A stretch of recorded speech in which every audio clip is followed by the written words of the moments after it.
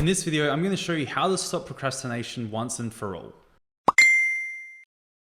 Hi, my name is Connor from Instinct Education. We help business owners grow, and if you've ever struggled with procrastination, then you're definitely not alone. Procrastination affects a lot of people, especially entrepreneurs, when they're trying to grow their business. I remember when I started out in business, I procrastinated a lot. I had big goals, but I wasn't able to do the work that actually moved me towards them.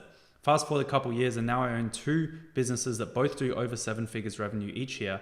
And that has come from the ability to learn how to stop procrastinating. So in this video, I'm going to break down how to stop procrastinating, what causes procrastination, and once and for all show you what to do to continuously make progress towards your goals. I've watched nearly every video on YouTube about procrastination, and there's a lot of ideas and a lot of theories, but none of them seem to really nail the root cause. What I have found is that there's 2 main reasons that people procrastinate. So the first is in regards to how we are told to set goals, and the second comes down to how we understand time. How most people set goals is they basically compare where they are now to some point in the future of where they want to be. So if this is now, and this is then. And so we basically say, here's where I am, here's where I want to be. And we're comparing now to then. We're saying, I would rather be here than there. And when we do that, what happens is, well, it creates a lot of problems. And the reason it creates problems is because we're viewing it as it's one or the other. And so what can happen is we can say, I'm here now, I want to be here in the future. Let's say the goal is to make, let's say $1 million, and this is 1 year from now. Right? So we're saying 1 year from now, I want to make $1 million. And this is where I am and this is where I want to go. And so what we do is we weigh up where we are to where we want to be, because the way we get somewhere is with effort and energy and work. And so what happens is we're comparing where we are now to where we want to be in the future. And we're trying to decide, should I do the work? Should I put in the effort to actually make that future a reality? Would I rather be in that future, or would I rather be where I am? And the reason that this is wrong to do is because when you set a goal, you're not deciding between where you are and where you want to be.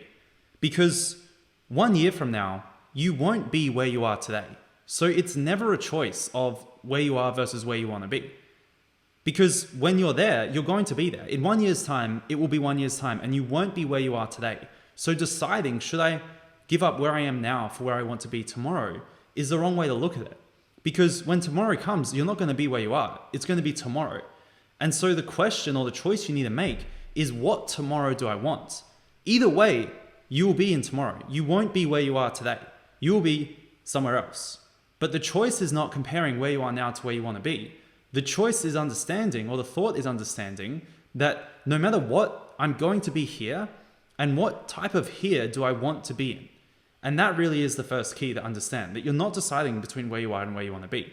You're deciding between when it is this time, and it will be, what future do I want to create? So you're not choosing between where you are and where you want to be. You're choosing between 2 different futures. So that's the first point, is how we set goals. The second and most important thing to understand here has to do with how we perceive time. What most people think is that the drive or the motivation or the desire to do something, so if we write drive, comes from the outcome. And this is what most people think. So the bigger the outcome, the bigger the drive, the smaller the outcome, the smaller the drive, right? Replace the word drive with motivation. If we have a big goal, we should be motivated to do it. However, that's not true, because what this equation is forgetting is how we perceive time. And so drive doesn't equal outcome. Drive equals outcome minus the percent of time remaining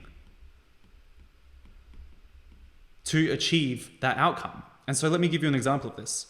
Let's say, if we go back to the example, that this is where you are today, and this is where you want to be, let's say 1 year from now. Again, we'll say you want to make $1 million, right? So this is basically what you want to do.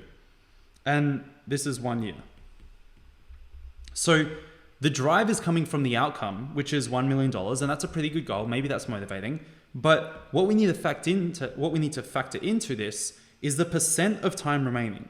And so from where you are to where you want to be, the percent of time remaining, the amount of time you have left to achieve the goal, is always going to be 100% of time. Because from this moment, you have 100% of the time left to achieve anything that you will ever have. You are 100% time remaining.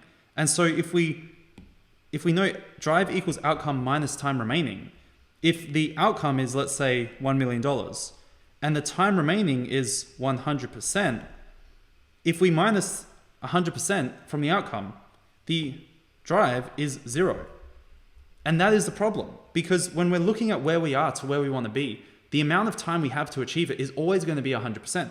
Even if we fast forward into the future, and let's say you don't do anything for 6 months, and so now we've got 6 months here, 6 months, the time you have remaining to achieve that goal, whilst it was 1 year, now it's 6 months, from that moment, you still have 100% of time remaining. So the drive is always going to be the outcome minus the percent of time remaining. And if we look at time based on where we are, it's always going to be 100%. No matter what your goal, if you're looking at where you are right now, your time to achieve that goal will be 100% of the time you have left. So the drive, the desire to achieve something is always going to be 0 because it's the outcome minus the time remaining. And if you look at where you are, the time remaining is always going to be 0. So what do we do? What is the solution? Well, the first step is rather than being like, this is where I am and this is where I want to go, that's not the way to do it, because you're not deciding between where you are and where you want to go. What you need to understand is that in, let's say, 1 year time, it's going to be 1 year. So it's not a choice of where you are to where you want to go. It's a choice of, in 1 year, what possible future do I want? Because in 1 year, you will be somewhere. You're going to be somewhere. And so it's not a good decision to decide between where you are now and where you want to be, because in a year, you're going to be there. It's going to be a year's time. So your choice needs to be, what future do I want? Do I want this one where I achieve the goal, or this one where I don't? And when we do this, when we project ourselves into the future, the percent of time remaining to achieve that goal is now 0, because we're there. We've done it. We're in the future. There's no time remaining. And so now time doesn't factor into the equation. And so drive is now based only on the outcome. And we can decide, what outcome do we want? Do we want this outcome, or do we want this outcome? And we can make that decision without the influence of time, and we can decide where we want to go. And then from there, we can understand that if we want this future, the actions that we do today is what gets us there. And if we don't do certain things today, then we're not going to get that future. We're going to get this one, and this might not be the future we want. So by doing this, we remove the choice of where I am versus where I want to go. And we only focus on where you're going, because you are going there. Whether it's the future you want or not, you are going there. So you need to understand, it's not a choice between where you are and where you want to be. It's a choice between, when I am there, where do I want to be? And when you do that, you remove time from the equation, because the percent of time remaining to achieve that goal is 0, because you're there in your mind. And then you can decide, without the influence of time remaining, what outcome you actually want. And then you're able to reverse engineer the daily actions to ensure that that is the future you create. Because if you don't, you'll create the other future, and you can see what those two futures are. And now you can actually work back into now what actions you need to take to ensure that you get the future that you want. Because either way, you're going to have that future. You will be a year's time in the future, 1 year from now. So do you want to be in future A or future B? You can decide what that is and make the decision void of influence of time, because you're putting yourself into a future when the percent of time remaining is now at 0.